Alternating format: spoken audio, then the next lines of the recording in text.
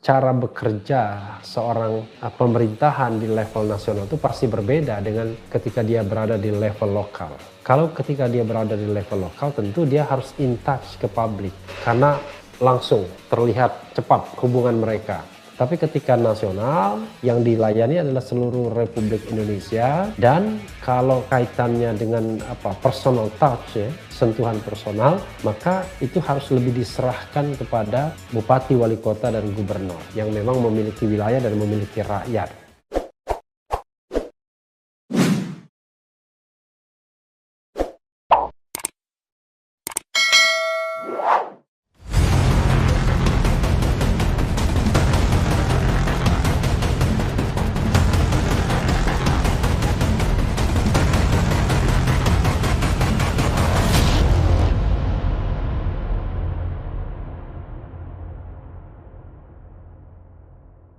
Terus Sobat RH sekalian, jumpa lagi kita di channel yang keren ini, Keren Cadas.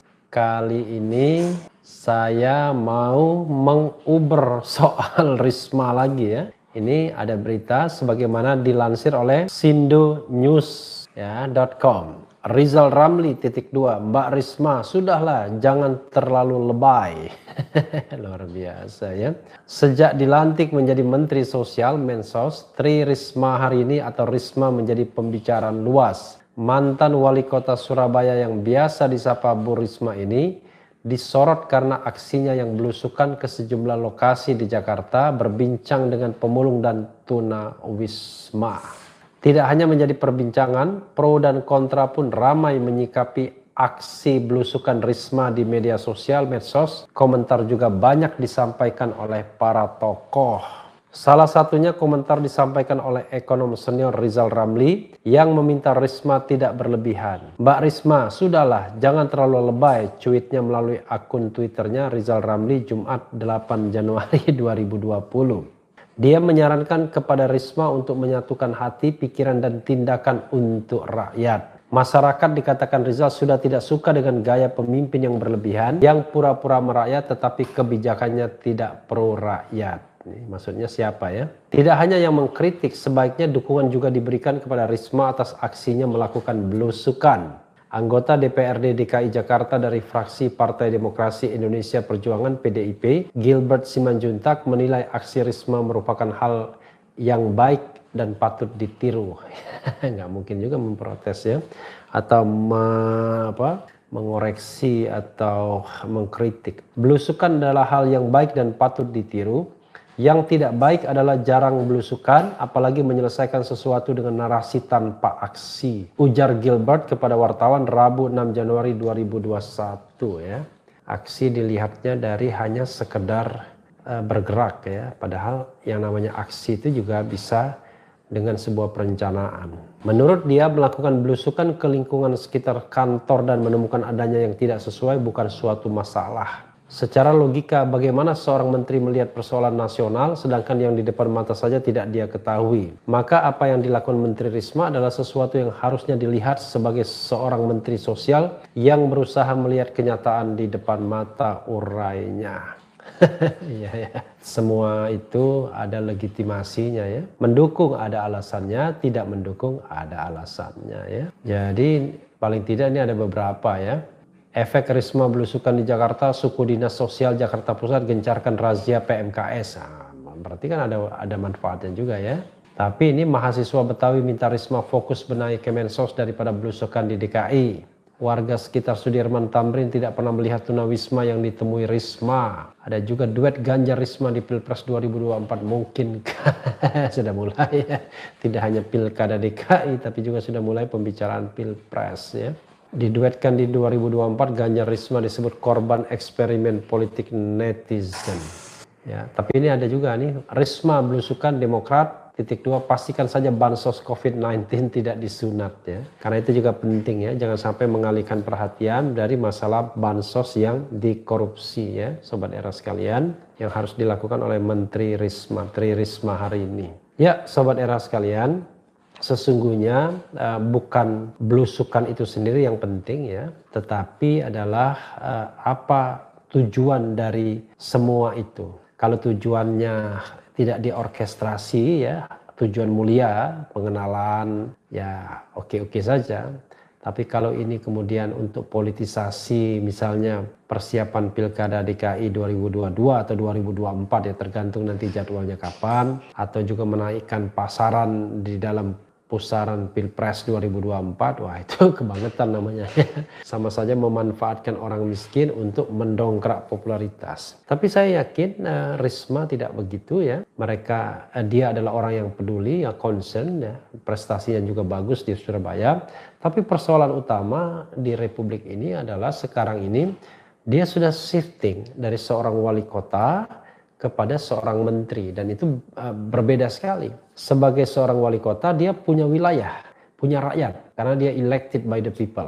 Tapi ketika dia menjadi menteri, maka sesungguhnya dia lebih pada pembantu presiden. Dia tidak punya rakyat, punya wilayah secara langsung karena bukan orang yang dipilih oleh rakyat secara langsung. Yang dipilih oleh rakyat secara langsung itu adalah gubernur, dalam hal ini Gubernur Anies Baswedan. Jadi kalau kita bicara mengenai nasib rakyat secara langsung, maka tanggung jawab utama adalah kepada mereka-mereka yang dipilih secara langsung, yaitu presiden untuk tingkat nasional dan gubernur serta bupati wali kota untuk tingkat regional. Kepada merekalah sesungguhnya nasib rakyat harus diletakkan. Menteri juga bertanggung jawab, tapi jangan lupa menteri adalah pembantu presiden. Dia mengimplementasikan visi dan misi seorang presiden. Jadi tetap saja dalam perspektif hukum tata negara dan politik yang bertanggung jawab itu adalah mereka yang dipilih. Karena itulah dalam konteks Risma ini saya ulangi ya, seperti video sebelumnya, dia harus bisa membedakan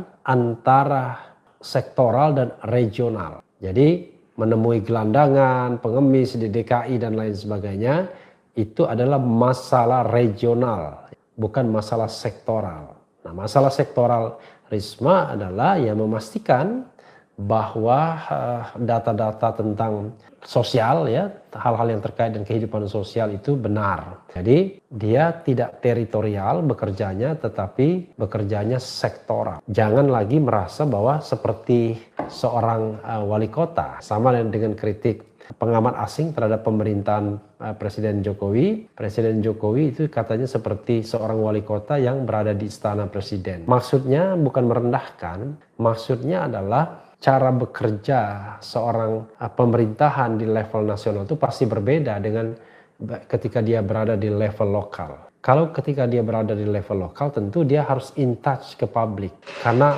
langsung terlihat cepat hubungan mereka. Tapi ketika nasional yang dilayani adalah seluruh Republik Indonesia, dan kalau kaitannya dengan personal touch ya, sentuhan personal, maka itu harus lebih diserahkan kepada bupati, wali kota, dan gubernur yang memang memiliki wilayah dan memiliki rakyat untuk personal touch. Untuk seorang menteri ya bukan berarti salah kalau ada personal touch-nya, tetapi yang jelas dia tidak memiliki wilayah dan tidak memiliki rakyat secara langsung. Itulah sebabnya maka yang diharapkan dari orang seperti Risma, Menteri Sosial ini adalah ya kerja yang lebih strategis, yang lebih mengandalkan database, mengandalkan data-data, memastikan bahwa program-program Kementerian Sosial itu berjalan dengan baik, ada kerjasama yang juga baik dan terjalin erat dengan pemerintahan daerah, karena bagaimanapun pemerintahan nasional harus memiliki kaki di daerah. Nah, kakinya itu adalah gubernur, bupati, wali kota atau kepala-kepala daerah. Tapi selama ini sering antara kepala daerah dan pemerintahan nasional itu tidak klop, tidak kompak karena mereka memiliki pattern yang berbeda atau juga memiliki aspirasi politik yang berbeda atau bahkan di antara mereka rival, sehingga kadang-kadang ada perasaan saling jegal. Program bantuan tidak mau disalurkan ke bupati, wali kota, atau gubernur karena takut diklaim. Sebaliknya, kalau langsung direct begitu, ya tentu teritorial yang begitu luas kan tidak mungkin bisa dijangkau. Maka akhirnya yang terjadi adalah banyak broker, banyak petualang yang bermain di dana bantuan sosial ini yang seharusnya diperuntukkan untuk rakyat, tetapi menjadi bancaan. Karena itulah cash transfer itu mungkin menjadi salah satu alternatif, walaupun tentu ada pro dan kontranya juga ya. Ada yang mengkhawatirkan cash transfer itu justru digunakan untuk membeli hal yang tidak beli rokok misalnya ya. Tetapi kalau melakukannya melalui bantuan sembako misalnya, maka sesungguhnya biaya pengangkutan logistik dan lain sebagainya terlalu besar, termasuk juga biaya manusia, walaupun bagi Kementerian Keuangan barangkali itu disukai karena men-trigger ekonomi dan bisa menjadi catatan soal bergeraknya perekonomian. Sobat Era sekalian, yang penting adalah bagaimana melihat masalah ini secara holistik, secara global, tidak ada yang namanya ego sektoral. Dan yang paling penting dalam konsep ketatanegaraan, dalam konsep politik ya, yang diselamatkan adalah rakyat dulu, bukan sektor-sektor pemerintahannya. Rakyat dulu yang harus diselamatkan, harus dilindungi dari kelaparan, dari ketidakmampuan, ya, dari penyakit dan lain sebagainya. Mudah-mudahan Bu Risma Menteri Sosial bisa menjadi Menteri Sosial yang berhasil, karena sebelumnya 2 Menteri Sosial itu justru ditangkap KPK untuk kegiatan korupsi yang berbeda. Satu yang terakhir Juliari Batubara karena korupsi dana bansos. Sebelumnya Idrus Marham waktu itu bukan korupsi yang terkait Kementerian Sosial, tapi kasus lain yang mendera dirinya sebelum menjadi menteri. Ya, sahabat Era sekalian, itu saja ya. Kita berharap terus bahwa Bu Risma bisa menjalankan program pemerintahan secara baik, tidak sekedar mencari dan mencuri perhatian, tetapi betul-betul mengejawantahkan sebuah program pemerintahan yang pro rakyat. Yang penting tetap di channel ini, karena di channel ini Anda akan dirayu, ditipu, dibaperin, dicecar, diuber pula di jalur khusus. Karena channel ini adalah channel yang mengancam, memeras, dan membenci. Jangan lupa subscribe, like, comment, and share. Ciao.